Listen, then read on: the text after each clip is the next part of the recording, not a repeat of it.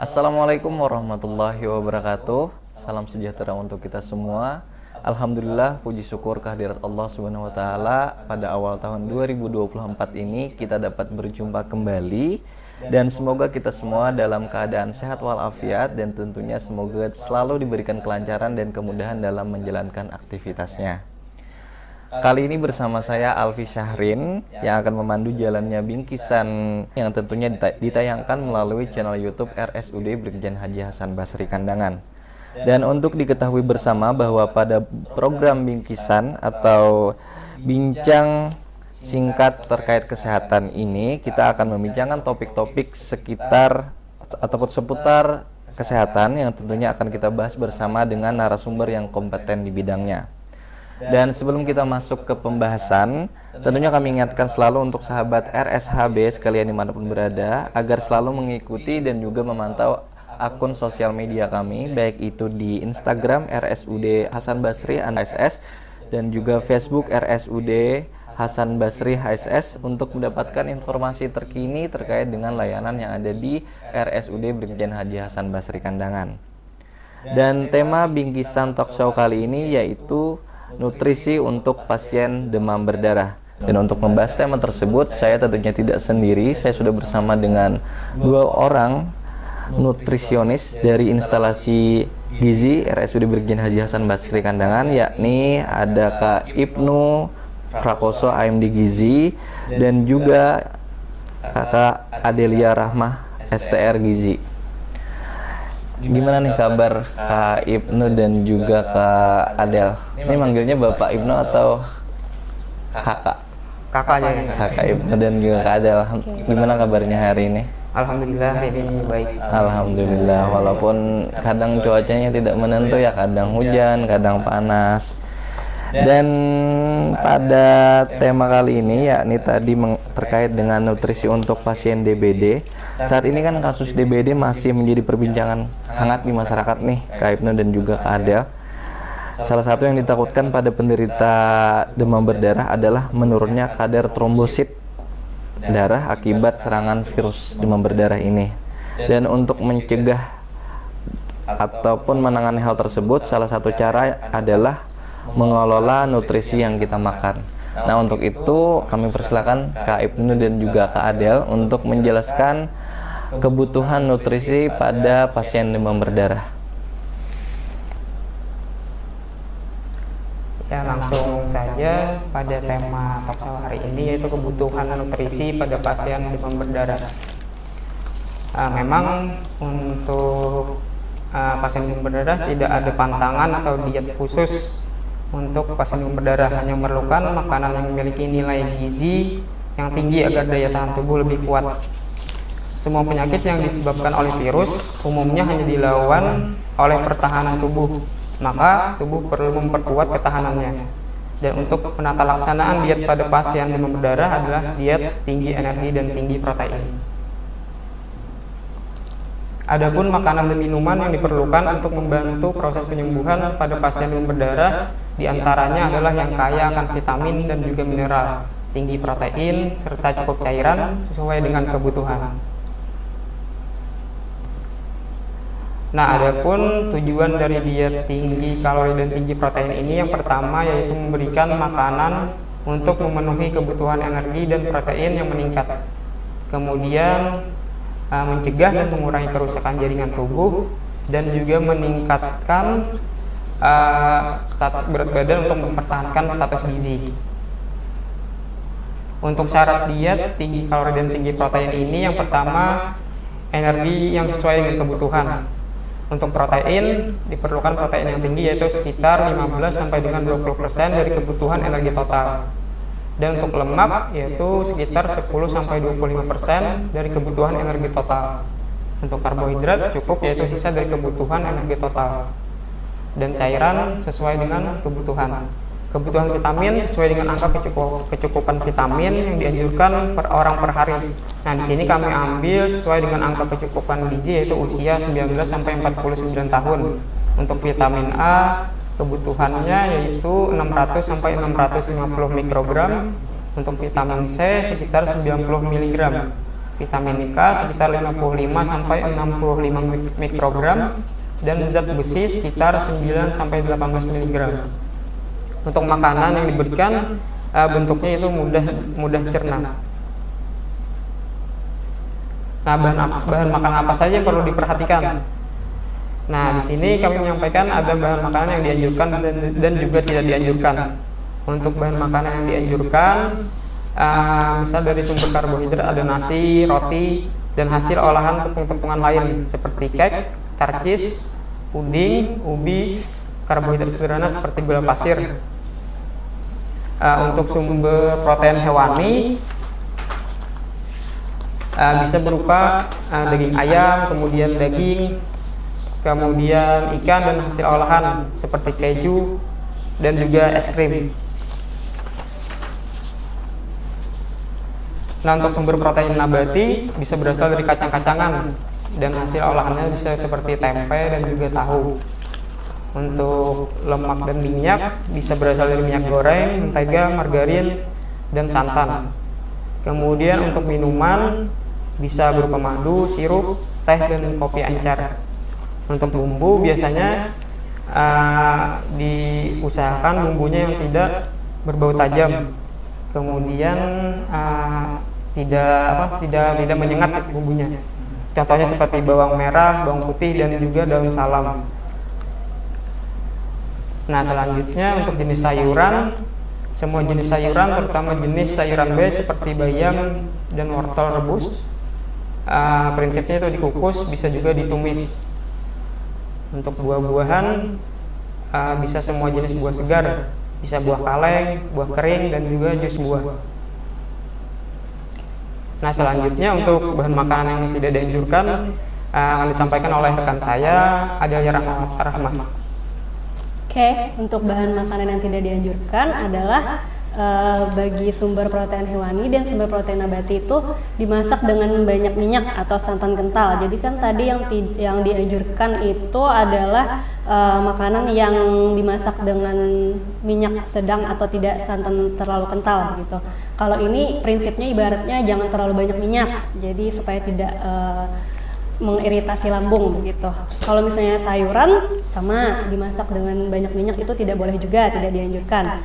Dan bumbu itu seperti bumbu yang tajam dengan banyak cabai atau merica, nah, itu tidak dianjurkan. Nah, lalu trombosit rendah pada pasien demam berdarah, apa sih makanan yang membantu untuk meningkatkan trombosit? Nah, ini ada salah satunya, ada kurma. Biasanya kalau pasien di rumah sakit ini yang dirawat di RSUD ya, biasanya disarankan untuk mengonsumsi kurma. Biasanya ada seperti minuman sari kurma, karena kurma itu mengandung zat besi yang tinggi. Jadi insya Allah akan meningkatkan trombosit itu sendiri. Terus yang kedua ada jambu biji. Jambu biji juga salah satu makanan yang meningkatkan trombosit. Tapi di sini kita mengambil bahwa jambu biji merah itu mengandung vitamin C tinggi, sama seperti buah yang lain ya. Cuma ini jambu biji itu yang paling tinggi vitamin C-nya. Untuk 100 gram vitamin C jambu biji itu ada sekitar 87 mg vitamin C. Jadi ketika kita mengonsumsi makanan tinggi vitamin C, maka daya tahan tubuh kita akan meningkat sehingga akan membantu proses penyembuhan penyakit demam berdarah. Oke, kemudian ada sayuran hijau. Sayuran hijau juga bisa dikonsumsi buat pasien demam berdarah, karena sayuran hijau ini mengandung vitamin K yang baik dikonsumsi ketika jumlah trombosit turun. Jadi kandungan vitamin K pada sayuran hijau adalah 145 mikrogram per 100 gram. Jadi sayuran hijau itu seperti bayam, kangkung, dan sayuran-sayuran yang berwarna hijau pekat lah, itu mengandung vitamin K yang tinggi. Jadi begitu. Kemudian daun pepaya juga termasuk ya. Dari beberapa artikel penelitian, salah satunya dikutip dari laman National Institute of Health, disimpulkan bahwa ekstrak daun pepaya memiliki peran dalam peningkatan kadar trombosit pada pasien DBD. Tapi peningkatannya sangat sedikit dan tidak signifikan. Daun pepaya lebih kepada zat antioksidan yang baik untuk membangun daya tahan bagi tubuh yang membantu proses penyembuhan penyakit demam berdarah. Jadi bolehlah dikonsumsi, cuma ini tidak terlalu signifikan. Lebih baik mengonsumsi makanan yang tinggi vitamin C atau yang sayur hijau tadi yang mengandung vitamin K. Oke, ini ada contoh menu tinggi kalori tinggi protein. Jadi buat teman-teman yang memiliki keluarga atau tetangganya yang sedang menderita penyakit demam berdarah, ini mungkin bisa diterapkan ya. Menu pagi ada nasi putih, telur dadar, daging semur, ketimun, tomat iris, dan susu. Jadi sini kan kita lihat ada makanan tinggi protein ya, seperti daging sama susu. Kemudian siangnya sama nasi putih, kemudian ikan bumbu acar, ayam goreng, tahu bacem, sayur asam, sama buah jeruk. Kemudian malamnya nasi putih, daging empal, telur balado, sup sayuran sama buah naga. Nah, di selang antara 3 kali makan itu kalian bisa menambahkan selingan. Di pukul 10 kalian bisa menambahkan jus buah, terutama jambu biji yang tadi mengandung vitamin C, sama perkedel tempe, kan kita mendapatkan protein, tinggi proteinnya dari situ. Kemudian untuk snack sore ada puding coklat ya. Coklat itu termasuk sumber makanan antioksidan, jadi bisa membantu proses penyembuhan DBD. Kemudian selingan malam ada susu sama biskuit. Tuh. Oke, itu aja yang bisa kami paparkan. Baik, itu tadi pemaparan materi terkait dengan nutrisi kesehatan untuk pasien demam berdarah dari Kak Ibnu dan juga Kak Adel. Nah, bicara mengenai nutrisi dan juga demam berdarah, sebetulnya apa sih kaitan antara bagaimana hubungan antara nutrisi dan demam berdarah itu sendiri? Apakah memang nutrisi itu penting kalau kita sedang mengidap demam berdarah dan lain sebagainya? Seberapa penting kayak gitu? Oke, jadi tadi pertanyaan hubungan antara nutrisi ya, ya, hubungan nutrisi. Iya, sebenarnya begitu penting ya peranannya. Kembali lagi kita ke penyakit demam berdarah itu kan penyakit yang disebabkan oleh virus, ya kan? Virus atau penyakit infeksi. Biasanya penyakit demam berdarah yang diakibatkan oleh virus itu bersifat limiting disease atau dapat sembuh dengan sendirinya karena sistem imun yang baik. Jadi kan dengan mengonsumsi makanan yang tinggi protein atau tinggi kalori, maka sistem imun kita akan baik gitu. Jadi seperti penyakit infeksi itu sering biasanya terjadi penurunan berat badan, peningkatan resiko dehidrasi atau demam. Jadi sehingga pemberian asupan makan yang bergizi, yang tinggi kalori, tinggi protein akan membantu meningkatkan daya tahan tubuh kita. Jadi nutrisi itu berperan penting. Salah satunya dengan mengonsumsi zat gizi makro sama zat gizi mikro. Zat gizi makro itu seperti kalori, protein, lemak, sama karbohidrat. Itu misalnya jenis makanannya seperti apa? Kalau misalnya ya sama yang kita paparkan tadi ya, tinggi kalori itu bisa dapat dari sumber karbohidrat dari nasi yang seperti kita makan sehari-hari. Nasi, roti bisa, mie atau sejenis tepung-tepungan yang dari kue yang terbuat dari tepung-tepungan itu. Kalau misalnya zat gizi mikro itu seperti makanan tinggi vitamin dan mineral. Tinggi vitamin itu terdapat di buah-buahan sama sayuran. Jadi boleh semua buah-buahan sama sayuran itu boleh dikonsumsi sama penyakit pasien DBD. Misalnya kayak buah jambu biji tadi kan, itu tinggi vitamin C ya. Nah, selain buah jambu biji boleh, misalnya mau pepaya atau buah naga boleh, kan itu juga termasuk tinggi vitamin. Ya. Jadi sangat penting ya nutrisi itu bagi pasien demam berdarah. Nah, kalau bagi pasien DBD sendiri, apakah ada pantangan kalau terkait pola makan ataupun makan yang dikonsumsi? Apakah memang ada pantangan tersendiri?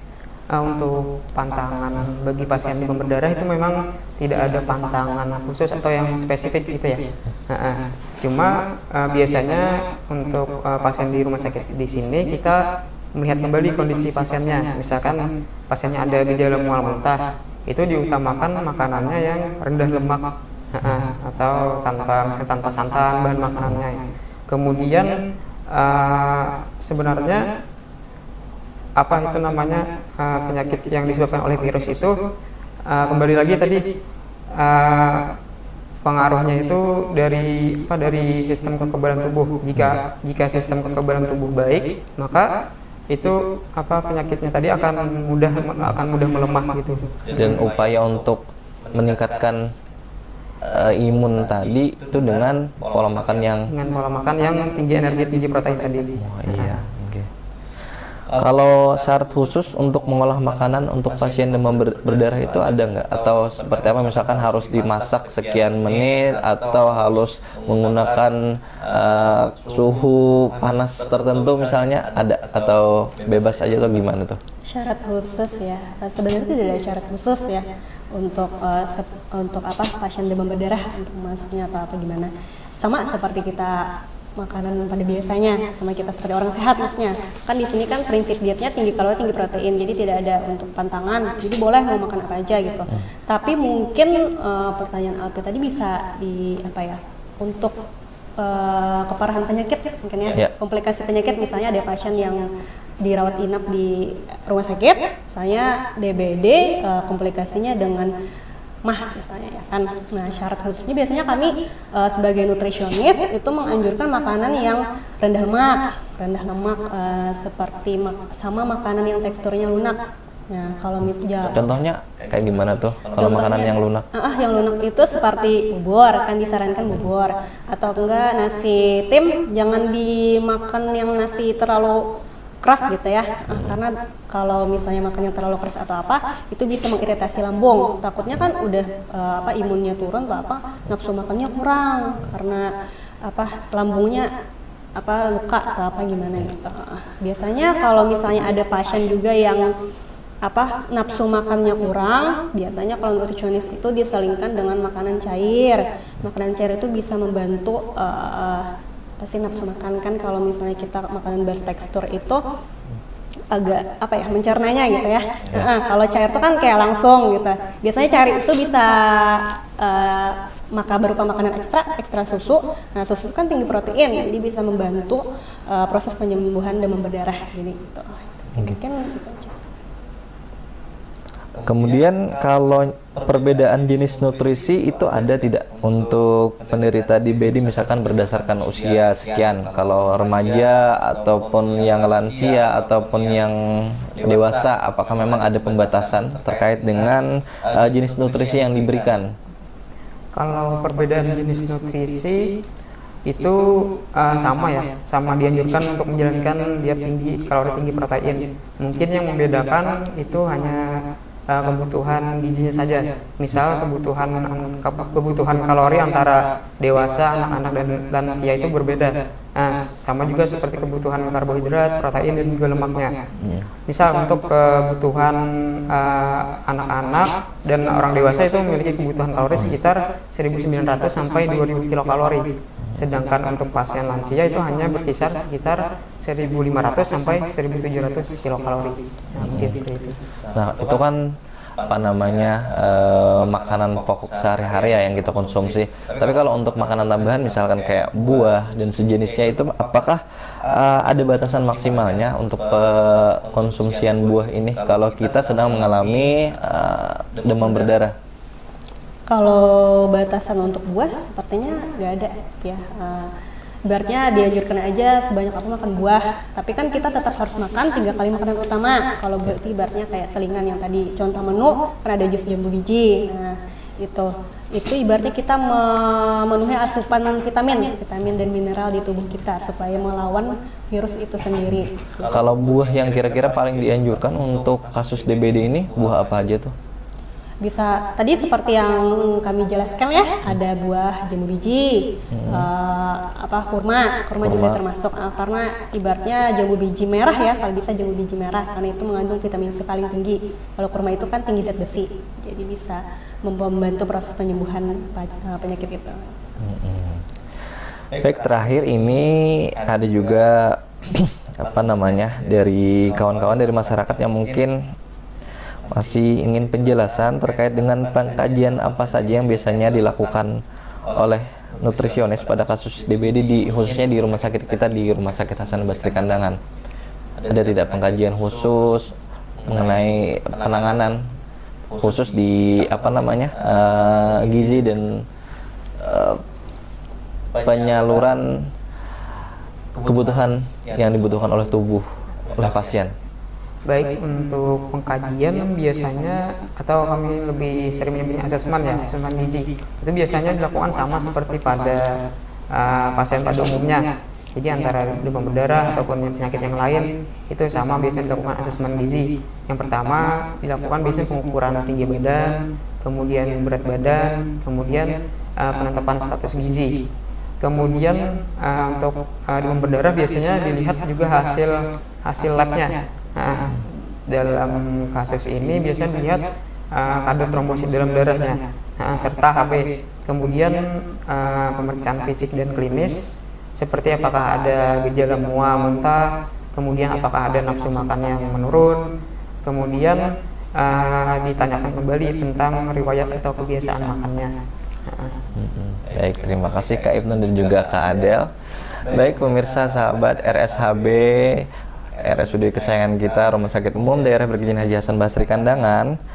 Bagi sahabat sekalian, kami persilahkan untuk memberikan kesimpulan menarik dari materi yang sudah disampaikan oleh Kak Ibnu dan juga Kak Adel terkait dengan nutrisi untuk pasien demam berdarah di kolom komentar YouTube ini. Dan nantinya bagi 2 orang yang berhasil ataupun yang dapat memberikan kesimpulan paling lengkap dan menarik akan mendapatkan merchandise dari kami dari RSUD Brigjen Haji Hasan Basri Kandangan. Dan perlu digarisbawahi juga ya sahabat, bahwa kesimpulan yang sahabat tuliskan nantinya agar tidak saling contek, kami akan mencek dan juga mengoreksi ataupun memeriksa kembali kesimpulan-kesimpulan yang sahabat tuliskan nantinya. Karena kalau nanti ada kesimpulan dan ternyata itu hasil contekan, maka kami berhak menggugurkan jawaban yang mirip atau hasil contekan tersebut. Dan kami tunggu jawaban sahabat sekalian pada 7 kali 24 jam sejak video ini ditayangkan. Dan pemenang akan kami umumkan di akun sosial media kami di Instagram RSUD Hasan Basri HSS dan juga di Facebook RSUD Hasan Basri HSS. Sebelum kita menutup perjumpaan kita kali ini, kami berikan kesempatan untuk Kak Adel dan juga Kak Ibnu untuk menyampaikan closing statement terkait dengan materi yang disampaikan hari ini. Silakan Kak.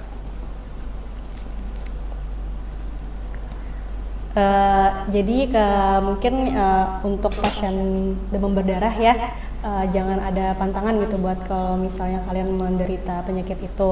Jadi kalau mau makan aja, tapi diperhatikan makanan yang tinggi kalori, tinggi protein biar bisa daya tahan tubuhnya meningkat. Sama makanan tinggi vitamin C ya diutamakan supaya mempercepat proses penyembuhan demam berdarah. Baik, terima kasih Kak Adel dan juga Kak Ibnu. Demikian yang dapat kami sampaikan pada pertemuan kali ini. Dan sebelum kami mengakhiri bingkisan talk show kali ini, kami tak lupa untuk selalu mengingatkan sahabat RSHB sekalian untuk selalu mengikuti dan juga memantau akun sosial media kami, baik itu di Instagram, Facebook, dan juga subscribe di channel YouTube ini untuk mendapatkan informasi terkini terkait dengan layanan yang ada di RSUD Brigjen Haji Hasan Basri Kandangan. Saya Alfi Saharin dan juga Kak Ibnu dan juga Kak Adel mohon pamit undur diri. Salah hilaf mohon maaf. Wassalamualaikum warahmatullahi wabarakatuh.